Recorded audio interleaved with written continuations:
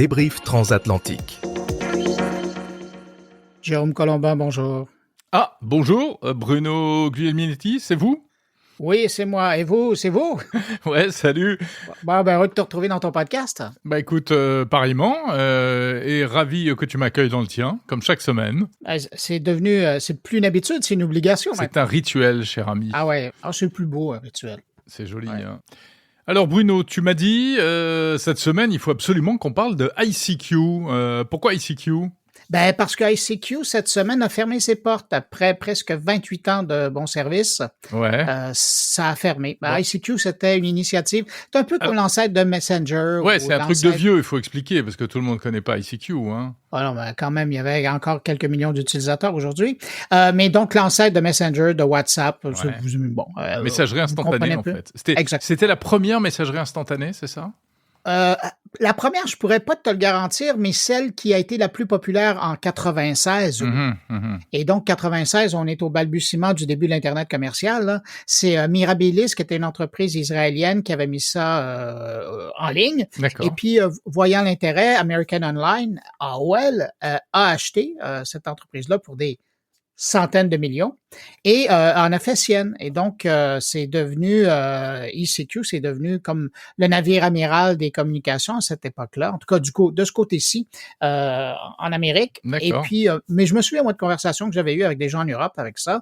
Et puis, tranquillement, pas vite, on est passé de la messagerie instantanée. Ils ont rajouté des choses. Il y avait de l'audio, il y avait de la vidéo, il y avait des groupes de discussion. Et c'était devenu en soi presque une plateforme de communication. On pouvait parler avec des gens qu'on connaissait, mais aussi avec des gens qu'on ne connaissait pas, et donc parler à des anonymes, un peu l'ancêtre de Clubhouse, dans le fond.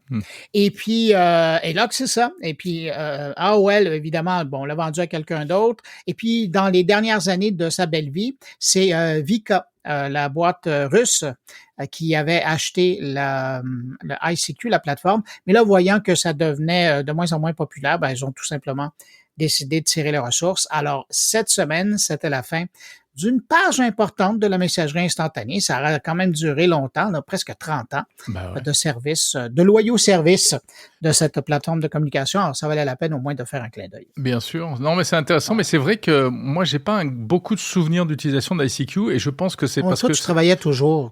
Non, mais tu sais, c'était l'époque où vous aviez, vous, les Québécois, une avance sur nous parce que vous êtes en Amérique du Nord et nous, c'est vrai vraiment... que vous étiez beaucoup sur la Minitel encore en 85. Oui, exactement. On découvrait à peine Internet, qui n'était pas répandu. Il n'y avait pas beaucoup d'ordinateurs dans les foyers. Et ICQ, oui, je savais que ça existait, j'avais dû l'utiliser, etc. Mais l'essor de la messagerie instantanée, en France, il a pris avec Microsoft Messenger, MSN. Ouais, c'est vrai. Mais avant, c'était vraiment un truc de geek. Il y avait aussi, c'était l'époque de Usenet aussi, les forums, les forums de discussion.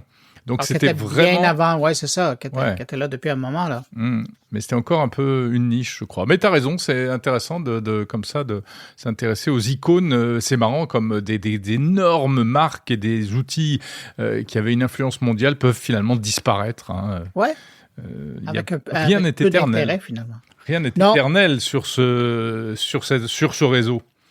Ouais, je suis content que tu me le rappelles. Ça. Sinon, bon, à part ICQ.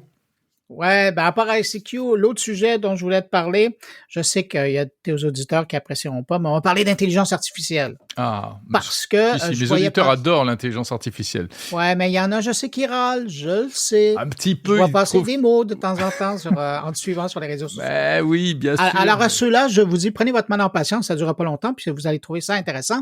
Moi, je voulais te poser des questions. Je voyais que, évidemment, il n'y a pas que des élections qui se passent en France, il y a des Jeux olympiques qui intéressent beaucoup plus le reste de la planète et qui vont se passer chez vous. Et là, je voyais qu'ils vont utiliser l'intelligence artificielle au niveau de la sécurité. Oui, absolument. On va utiliser au niveau de la vidéo, en fait. C'est ce qu'on appelle la vidéo algorithmique, c'est-à-dire de la surveillance. On parle de vidéosurveillance, là. C'est de la vidéosurveillance, mais intelligente. l'idée, si tu veux, c'est de détecter de manière automatique des situations problématiques, genre des attroupements là où c'est pas du tout prévu, des agitations, des groupes qui s'agitent, des bagarres, des choses comme ça, des agressions. Donc c'est un moyen qui vient compléter tous les systèmes de sécurité, parce que là, je peux te dire qu'en France, tout le monde est sur les dents. Je discutais encore pas plus tard qu'hier avec quelqu'un qui est bien introduit dans les milieux de la sécurité et du renseignement, et qui disent que quand même le niveau d'alerte est assez élevé. Et vraiment, il y a une très grosse mobilisation de toutes les forces de sécurité, parce que le défi est énorme. Et alors, heureusement, c'est des gens qui travaillent super bien, qui sont hyper motivés, et il y aura beaucoup de moyens qui seront mis à ce niveau-là. Mais effectivement, on a pas mal de craintes. C'est normal dès qu'on concentre beaucoup de gens comme ça. Et la vidéo algorithmique, ça va apporter une petite brique intelligente pour faciliter un peu les choses. Mais alors, bon, tu sais, c'est la France, on est très à cheval sur nos libertés individuelles. Ah oui, ça va faire... Oui, mais ça fait pas l'affaire de tout le monde, là. Écoute, donc ça fait pas l'affaire de tout le monde. Il y en a beaucoup, il y a certains qui râlent, il y a des associations qui râlent contre ça, mais ça a été fait dans un cadre juridique très très précis, sous le contrôle de la CNIL, la Commission nationale informatique et liberté. C'est une dérogation qui a été apportée à la réglementation pour faire ça dans des lieux très précis. Il n'y a que la police, la gendarmerie, les pompiers, la RATP, la SNCF qui auront le droit d'accéder à ces outils de vidéosurveillance. Donc voilà. Mais c'est vrai que on peut pas s'empêcher de penser que c'est peut-être un ballon d'essai pour développer éventuellement ce type de solution après les Jeux Olympiques dans certains endroits. Bon, voilà, c'est un vrai outil, mais effectivement, il faut vraiment qu'il se fasse dans un cadre strictement encadré, très bien encadré d'un point de vue légal, parce que sinon, c'est la porte ouverte. Ça peut être la porte ouverte à certains dérapages. Et il n'y aura pas, précisons-le, de reconnaissance faciale. Il n'y a pas d'identification. C'est juste pour détecter encore une fois, des mouvements, des mouvements de groupe ou des comportements anormaux, mais pas d'identification des personnes. Quand même, c'est intéressant de voir ça. Ouais, mais chez vous, je sais qu'aux États-Unis, l'IA va être utilisée aussi pour les JO, mais d'une toute autre manière. Là, ça va être intéressant de voir ça. C'est NBC Sports qui a confirmé. Donc, il y a leur animateur vedette, Al Michael, qui s'est prêté au jeu et donc a fait numériser ou digitaliser sa voix. Et donc, grâce à sa voix de synthèse, il va permettre aux amateurs de sport qui voudront bien utiliser ce résumé quotidien la possibilité d'avoir, je pense qu'il y a 10 reportages par jour qui seront disponibles. Et c'est une IA qui va tout simplement faire un montage à partir des images et va générer un texte, et ça va être lu virtuellement par la voix de synthèse de Al Michael qui va être présentée. Alors, les gens vont pouvoir... imagine-toi un peu, je sais pas moi, le grand nom de TF1 Sport. Je suis pas très bon, moi, dans ce domaine-là, donc je sais pas trop qui ça peut être. Regarde, on veut pas blesser personne, là, non. Il doit en avoir 2 ou 3 qui pensent qu'ils sont le grand nom de TF1 Sport. Et puis, je parle même pas de ceux de France 2. Bon, c'est ça, voilà. Alors, à tous ces bonnes gens, je les salue, et parce qu'ils vont avoir beaucoup de boulot. Mais donc, c'est intéressant de voir qu'il y a une voix virtuelle, celle d'une personnalité sportive reconnue, qui va offrir des condensés comme ça. Maintenant, j'ai hâte de voir, moi, c'est toujours ça que je surveille, s'il y aura des dérapages, s'il y aura des ennuis avec ça, parce que c'est une première, et faudra voir comment ça va se passer. Je leur souhaite que des succès, mais on s'en reparlera à la fin des Jeux. Mais ce sera bien entendu avec l'accord de l'intéressé, qui en plus, j'imagine, va toucher des revenus avec ça. Là, c'est ça la question. C'est une utilisation de sa voix. Ouais, parce que j'ai des abonnés qui sont très pas très suspicieux, mais qui ont toujours de bonnes questions. Et il y en avait une, entre autres, qui disait, mais je me demande s'il est rétribué pour cette collaboration-là. Parce que, on s'entend, ce sont des vedettes de NBC Sports qui ont des contrats de millions de dollars.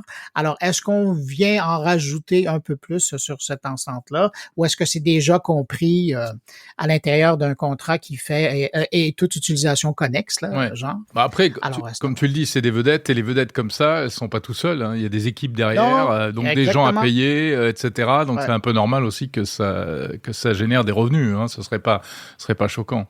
Je sais pas si des choses équivalentes ont été développées en France ou pas. En tout cas, pour le moment, si c'est le cas, ça n'a pas encore été annoncé. Non, ça n'a pas été annoncé. parce que je surveille de très près. Puis ça va être un autre truc pour le comité organisateur, là, le comité des Jeux olympiques, là, les gens à Lausanne. Moi, je suis curieux, puis j'ai rien vu officiellement au niveau des règles, parce que tu sais que chaque fois qu'il y a une nouvelle technologie, ils sont toujours en train d'établir de nouvelles règles pour couvrir cette technologie et l'utilisation de leur nom, des images. Et là, j'ai hâte de voir qu'est-ce qui va être généré. On va le savoir peut-être un mois avant. Là, pour le public va le savoir un mois avant, ou peut-être 2 semaines. Qu'est-ce qui sera possible et il sera pas possible de faire avec les noms, l'images. Dans le contexte de l'IA. C'est à suivre. Eh ben, écoute, on en reparlera. Je te dis à très vite. Salut, Jérôme. Salut.